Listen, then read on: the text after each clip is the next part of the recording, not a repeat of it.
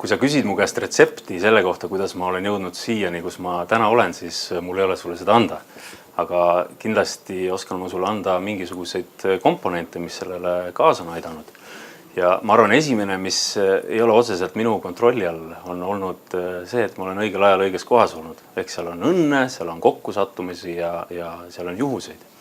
Aga saad aru vist, et sellest ei ole alati piisav ja mis siis minu kontrolli all on olnud, ma arvan see, et ma olen olnud võimeline märkama ja ära tundma neid võimalusi, mis tekivad. Ja sinna juurde siis olnud julge häärama sarvist sellel härjal ja minema sellega kaasa. Et sinna juurde, ma arvan, avatus ja selline julguse riski võtta. Ja kindlasti juurde veel inimesed, kelle ma kokku olen puutunud, et kes on mõne oma mõtte välja öelnud või kes on suunanud, kes on oma muredest rääkinud, et ma arvan, kogu see kompott kokku on see, mis siis lõpuks on aidanud mind siiani jõuda. Kõige efektiivsem igapäevane harjumus, mida liider peaks arendama, on, ma arvan, ma ei ütle, et see otseselt mediteerimine on, aga et sa võtaksid igasse päeva aega mõtlemiseks ja mõtlemiseks eeskätt just iseendale ja sinna otsa veel mõned vaikuse minutid vaatamaks, et mida sulle sinu keha või alateadvus ise tahab öelda. Minu senini suurim rahuldust pakkuv saavutus nüüd oleneb, millise nurga alt me seda vaatame. Et kui mõelda mu elu peale, siis ma arvan, et isaks saamine, isaks olemine ja laste kasvatamine, loomulikult lapse tegemine on lihtne, aga see, kui sa igapäevaselt näed, kuidas see väike isiksus sinu kaasabil areneb ja midagi uut õpib, siis nagu see on see, mis igasse päeva rõõmu ja rahuldust toob. Aga kui mõelda nüüd tööalaselt, siis kui mõelda ProExperti kontekstis, mis minul on rahuldust pakkunud, on see, et me oleme tõesti suutnud seda organisatsioonis rakendada sellist kaasaegset toimimisviisi. Et see teekond ei ole absoluutselt lihtne olnud ja selliseid mitteuskujaid on olnud väga palju. Ja vaatamata sellele meil see asi töötab oma kiiksude ja kõige muuga, aga see töötab. Ja teine suurim saavutus, mis mul ikka aegalt meenub, on päris pikk väljaostu protsess, et meil oli pikaaegne unistus jõuda jälle töötajate ettevõtteni ja tegime selle ära ja tänaseks hetkeks on meil 25 aktiivsest töötajast omanikku ja see ring laieneb veel. Ebaõnnestumistel on oluline osa minu elus olnud.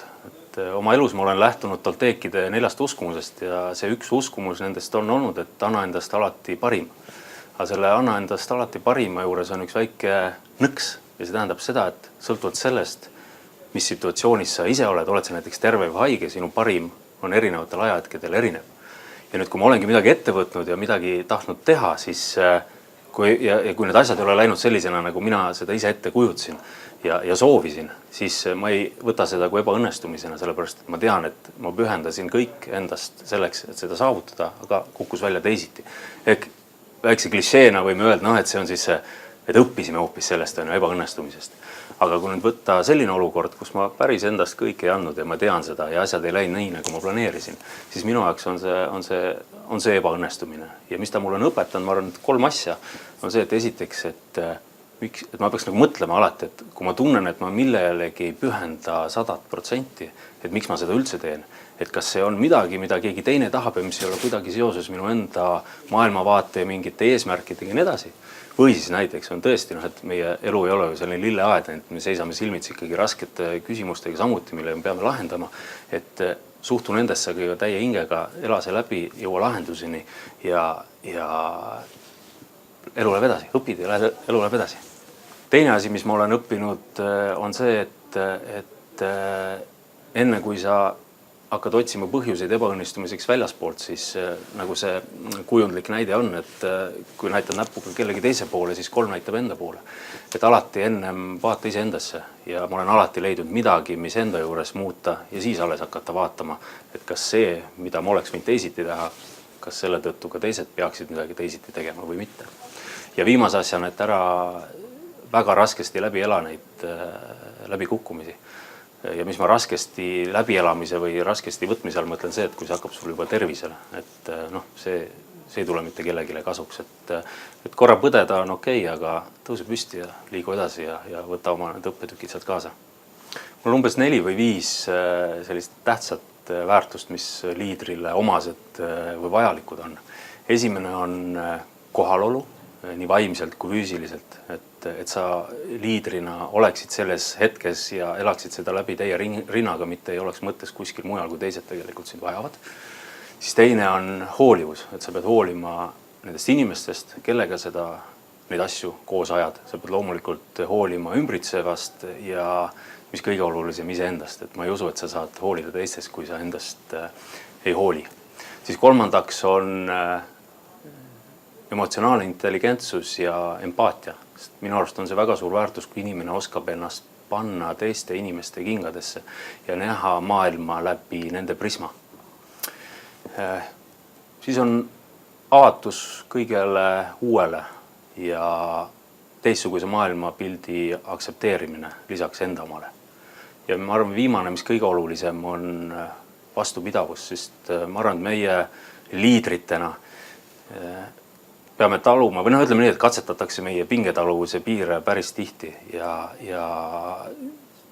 teisiti öeldes mitte, et keegi pahaga tahaks, aga saame parem haaki ja maksakaid, lööb meil silmest kirjuks ja kukume põlvile, aga ma arvan, et liidrid koguvad ennast, võtavad jällegi oma õppetunnid sellest ja tõused püsti ja liiguvad edasi.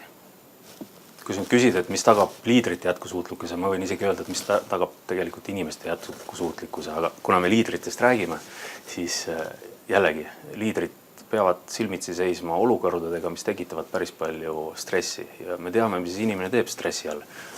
Minu söömisharjumused muutuvad, me enam ei hinga nii sügavalt, hingame pinnapealselt, ei pööra enam endale nii palju tähelepanu. Ja selleks, et mõelda nüüd sellele, või millega ta päädib, on ju see, et lõpuks kukume ühel või teisel viisil kokku, on see vaimne pool, on see tervis ja nii edasi. Et ma arvan see, et kui rääkida üldse jätkusuutlikkusest, siis esimene asi, millega liider peaks tegelema, on tema ise. Sööma, vaimne tervis, füüsiline trenn, hingama. Et ma arvan, see on see, mis tagab liidrite jätkusuutlikkuse, aga kui mõelda nüüd laiemas pildis edasi, siis loomulikult saavutusvajadus, sihikindlus ja ma arvan ka väärikus ja see, et sa sead inimesed alati esiplaanile üle raha, protsesside, eesmärkide ja kõige sellega, mis sealt võib tulla. Minu arust on see müüt, et enesejuhtimine on raskem kui teiste juhtimine. Vaata, asi on selles, et me sünnime siia ilma kasutusjuhendita. Et tegelikult ju terve meie elu koosneb sellest, et õpime tundma seda keha, millesse meid on pandud, kuidas suhtestuda välismaailmaga ja mida kõike muud. Aga kui mõelda nüüd enesejuhtimise peale, siis mis meil on üks hea asi selle juures on see, et meil on vahetu tagasiside meilt endilt, mida me kogeme, mida me tunneme, mida me mõtleme. Aga seda vahetut tagasisidet teistelt inimestelt ei ole. See on alati mingil viisil filtreeritud. Nii et esimene olulisem asi kogu selle asja juures ongi see, et sa pead õppima tundma ennast, õppima juhtima ennast ja läbi selle sa hakkad mõistma ennast ja sa hakkad ka alles mõistma teisi. Nii et kui keegi nüüd siis arvab, ta võib ka arvata, et kui juhtimine tähendab seda, et sa jagad käskusi, et mine nüüd tee seda ja lähme äärmusesse, mine nüüd arene, siis loomulikult on see lihtne. Aga me teame seda enda käest, et kui me tahame endas midagi muuta, siis milline vastukaja meil enda sees tuleb, miks on küll põhjuseid, miks me seda tegema ei peaks, kui raske ja keeruline, siis samamoodi on ka see teiste inimeste puhul. Nii et mina arvan, et teiste juhtimine tähendab teineteise mõistmist, see tähendab teineteise arenguvajaduste teadvustamist ja mis kõige olulisem, teineteise juhtimine tegelikult ja teiste juhtimine tähendab koos arenemist, koos liikumist selle ühise eesmärgi poole ja seeläbi täiendades meie isiksusi. Parim viis liidri potentsiaali äratundmiseks teistes on minu arust läbi suhtumise. Aga suhtumisega on see asi, et suhtumine väljendub ju tegudes, mida inimene ütleb, mida inimene teeb, kuidas ta käitub ja nii edasi. Ja seda juhivad juba palju sügavamad jõud meie seest ja nendeks jõududeks, millel see baseerub, on inimese väärtused, väärtushinnangud ja inimese uskumused. Nii et mina soovitaks potentsiaali äratundmiseks mõista ja aru saada, mis on selle konkreetse inimese või nende inimeste väärtushinnangud, väärtused ja uskumused. Sest on ju ütlus, et õige juhi tunned sa ära rasketel aegadel ja raskel ajal see tõeline liider jääb kindlaks oma uskumustele ja tõekspidamistele. Ja need on need, mis meie käitumist suunavad. Nii et, et kuidas me motiveerime töötajaid? Me usume siin ettevõttes, et inimene, mõtlev inimene ei vaja kedagi teist iseenese juhtimiseks. Kui vajab, siis see nähtavasti on millegi muu pärast ja tuleb tegeleda nende juurpõhjustega. Ja kindlasti raha on oluline, aga mingist hetkest raha muutub teisejärguliseks, kolmanda, neljanda, mida iganes. Ja see, mis motiveerib, me oleme aru saanud, et inimene vajab võimalust ja vabadust otsustada ja oma tegemisi ise igapäevaselt korraldada. Vastutasuks saame me pühenduvuse, kaasatuse ja loovuse. Ja ma arvan, et need on motivatsiooni alustaladeks. Ma otsustasin Live to Lead'i konverentsil osaleda sellepärast, et mul on üks väike unistus. Vaata, ma olen IT-sektoris juba tegutsenud väga palju aastaid ja loomulikult mul on hea meel, et Eesti riik on tuntud kui selline IT-lipulaev. Aga Eestis on inimesi vähe ja mis oleks see, kui iga inimene Eestis tööle minnes kodust ja toob tagasi rohkem, kui ta naaseb. Et miks ei võiks Eesti olla ka sellise kaasaegse juhtimise lipulaev ja seda tuntud üle maailma. Nii et kui ma suudan siin osalemisega kas või ühele inimesele mingi mõtte, mida ta mingi hetk elus rakendab, kaasa anda, siis see on juba minu jaoks kordaminek ja loomulikult tahan ma kuulata, mida teised oma kogemustest ja teadmistest oskavad jagada ja on mul äkki endale midagi siit kõrva taha panna. Ma arvan, et 10 aasta pärast äri põhitõed ja alustalad on endiselt sama, et leib sulle, raha mulle. Aga kindlasti ma usun seda, et tehnoloogial on oluliselt suurem mõju sellele, kuidas me äri ajame. Ja näidetena ma täiesti usun, et 10 aasta pärast ajame me äri krattidega ja tänapäeva nüüd selle kaasaegse sõna tähenduses tehisintellektiga. Juba praegu puutume ju kokku nii klienditeeninduses, klienditoes, meil on telefonides isiklikud assistendid.